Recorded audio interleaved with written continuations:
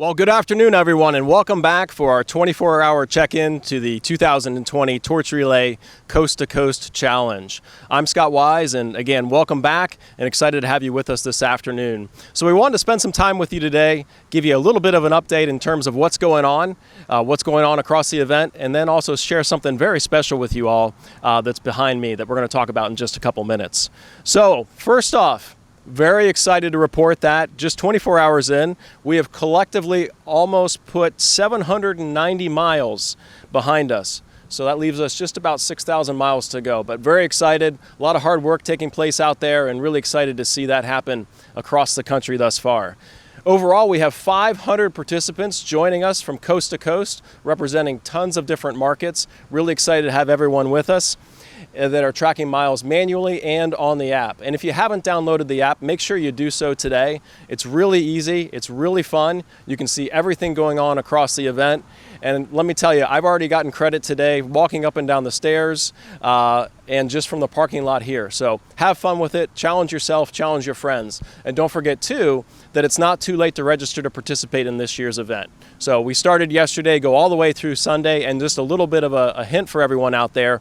Even if you register on Saturday or even Sunday morning, the app's going to pull your activity from all the way back to Thursday. So further helping us get close to our 7,000 mile challenge. Want to give a big shout out to one participant out there, Kent, at Marriott's Newport Coast Villas. He has already biked, get this, 82 miles for this year's event. So awesome job, Kent. Keep up the great work. And with going that rate, you're gonna be probably close to 300 miles by the end of the weekend. So thanks very much there. So last but certainly not least, what we're all here for this weekend, and that's to raise the money for kids and families at children's hospitals from coast to coast. Really excited to report that thus far, we've raised over $137,000 for CMN hospitals across the country. So thank you all very much. Great effort going on out there. Please keep up the great work. And remember, this carries through not just through this weekend, but all the way through December 31st to the end of the fundraising year. So thank you all for doing that. And don't forget, along the way too, please make sure to send us photos of everything you're doing to raise money for kids. So please go ahead and either email those to us directly at cmnh@torchrelay.org, or you can direct message those to us on Instagram and Facebook as well, so we can make sure we get those and put those in the end of the event slideshow on Sunday that we're really excited to put together for you all. So, before we spend a few minutes to learn about this really extraordinary piece of equipment that's right behind me here, I also wanted to remind everybody that Saturday night, tomorrow night, we have a really exciting trivia challenge that's going to take place for everyone participating in this year's event. So make sure you tune in, 6 p.m. All the information will be available on the website. A lot of great prizes will be in store for those that are participating out there, as well as prizes for everyone participating, not just in the trivia night, but across the event as a fundraiser. And we have lots of great things that we have for everyone that's part of this year's Coast to Coast Challenge. So make sure to tune in, 6 p.m. Saturday. It's going to be a lot of fun for everybody. So with that, I want to talk about what's behind us here. And I want to welcome back Rebecca from Greater Orlando Children's Miracle Network Hospitals, who's here to talk about this fantastic piece of equipment and introduce to us to a couple of special people. So Rebecca, welcome back. Excited to be here with everyone again today. I registered last night.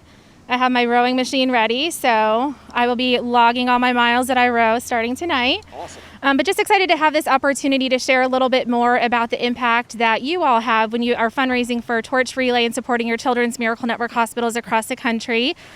This is one of the things that has been purchased by funds that our friends have raised here locally. And I have a couple of special friends with me from our pediatric critical care transport team. I have Troy and Tim. And so we're just going to take the next few minutes and share a little bit about this vehicle with you. Just to give you guys an idea, these vehicles can cost anywhere from $500,000 to $1 million.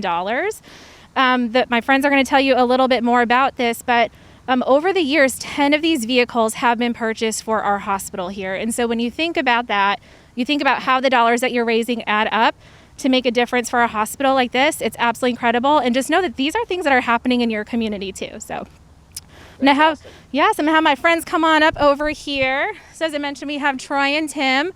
They are with our critical care transport team. And so we just want to take a couple minutes just to tell you a little bit about this vehicle. So gentlemen, This looks like a beautiful big blue ambulance. This is our newest. Yes, tell us a little bit about it. So this is the newest one of our fleet. We have 3 of these. They're 2 patient capable, so we can transport 2 children at one time if we need to. We do interfacility only, from hospital to hospital. Some of the sickest, some of the most injured children that they run across, they call us, we go get them. So Troy, how far away do you go to bring kids here to Orlando Health Arnold Palmer Children's Hospital? Great question. So there's several teams throughout the state of Florida. You'll find some teams in Miami. You'll find some teams in Jacksonville. I believe there's some in Tampa. We are the only team that has no boundaries. We will cover this entire state. And we have been up into the Panhandle, down into Miami multiple times. East Coast and West Coast, I consider those daily runs. Sometimes 2-3 times a day we'll run to Melbourne, Daytona Beach. So Lakeland, we don't have any boundaries. Wherever the call comes in, we go. That's awesome. So on average, how many transports would you say you do each year? 177 last month. How many was that? 177 last month. And presently we're operating a day truck for 12 hours. And then there'll be a night crew that will come in and take over this truck for the night truck for 12 hours. And then we have a swing truck, which operates typically from 11 to 11. And again, 3 trucks, 3 people on each truck. And we're racking them up. We're racking up the mileage. This here is the newest, like I said. We're just a little over a year and a half old, and we're approaching 100,000. And I see this has a fairly big front compartment here. Is there a reason for that? Because usually you only see room for 2 passengers. Right. So what's different about this one? So this will handle 4 in the cab alone, and then we have 3 seats in the back, and then we have 2 stretchers. So this is quite a big crew that we can take. We also can take children that are on ECMO. We're able to configure the back of the truck for ECMO transports, either from here to an outlying facility, someplace else, Tampa, wherever. We can take doctors, we can take nurses, but typically the team operates with a pediatric critical care respiratory therapist, pediatric critical care nurse, and the driver is either a paramedic or an EMT. Well, what do you say? Can we walk around this and you show us a little bit what's inside this vehicle? Why don't we'll go start in the back here. Yeah,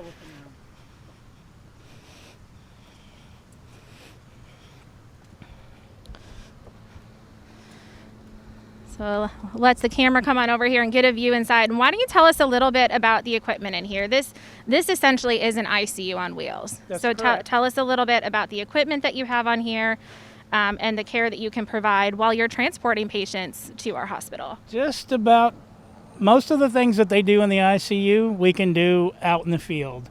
We get on scene if the child needs to be intubated, have a tube placed in him. We can go ahead and do that with our team. We carry all variety of pumps, IV pumps, syringe pumps. We have ventilators. We have heater systems for the ventilators, so they can adjust. We also carry gases on this truck, so we have oxygen. We have medical air Heliox. and heliox on this truck. So we can blend 3 different gases to meet the child's needs. And anything that they've accepted here, we go get. There's nothing that we don't do. Can you tell us what are some of the more common reasons patients might be transported to the hospital? We see a lot of what we call acute injuries, appendicitis, broken bones. Those are like your real common every day. Your sicknesses, of course, now we've all masked up and we're all worried about COVID-19, so we transport a lot of those patients. With that being said, we do deal with children that may be positive. So after every transport with a patient that has any type of ability to have aerosol expelled out into the air. We aeroclave the back of the trucks, which is a cleaning system that we pump into the back. It's a peroxide cleaning system, and it kills everything in the back. So they're clean, they're ready for use at all times. And I know we have both critical care transport teams, we have acute care, and so, even just thinking of, all the different patients, it might be something like broken bones, it might be something, with a patient that was in an accident or from trauma or seizures, respiratory distress. I know that there's just so many different reasons why kids are transported. Anything that happens. If a physician here at Arnold Palmer accepts, we go get. And that's a great thing about this team, and that's one of the things that we're so grateful for, as our hospital, and having participants like you that are fundraising for our hospital, for hospitals across the country, is you never know the services that you're going to need, and this team really serves as an extension of our team in the community. And so being able to transport patients at our hospitals among 18 counties and being able to bring them here where they can receive that specialized care, that's really incredible, and that's something that participants like you are making possible for our hospital, for hospitals across the country that have a similar, team, and so it's incredible. One of the differences you will see between now, or you actually can't see it right now, between us and the adult ambulances, we deal with children. When they come here, they get nervous, they don't know.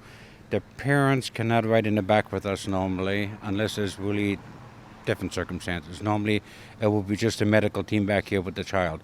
So in order to keep them relaxed a little bit, right below that white light up there, we have a TV on the inside. We have a big DVD library where we can put a movie on to try to put the child at ease. There, watch something, get your mind off of things, and it does make a difference. We travel with coloring books, crayons. Every child gets a stuffed animal. So it's very friendly based. We want to make it friendly for the kids. They're amped up. They don't know what to expect. So we do our best to take that fear out. And typically, we get to the hospital and mom says, oh, it's going to be a major problem. We've never been separated. You know what, Mom, it's really going to be okay. Because this is what we do all day long. Put them in the back of the truck, and within about 3 minutes of departing, they're either sound asleep or they're watching a movie. And it works. And the one advantage the parents have, there's a camera system that connects the cab to the back area, whereas the mom can actually watch the child, or the dad can watch the child during the whole trip down here. They keep them at ease too. And that's something that's comforting, like you mentioned, it's great to have those diversionary activities for kids while they're in there, because imagine they're back here alone, they're obviously not feeling well.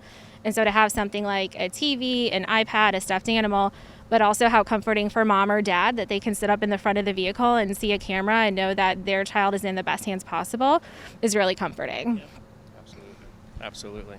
Well, thank you, Troy. Thank you, Tim, for being with us today. Rebecca, thank you again for coming back and spending some time with us. This is just, as Rebecca said, this is just one example of one of the amazing things that takes place at your local CMN hospital through the fundraising you're doing this weekend. So thank you all for everything you're doing for kids and families in your local area. And we really look forward to seeing the miles add up over the weekend and seeing those photos come in for everything you're doing for the kids and families. So thank you all. Have a great evening or afternoon wherever you are, and we'll see you throughout the weekend. Take care.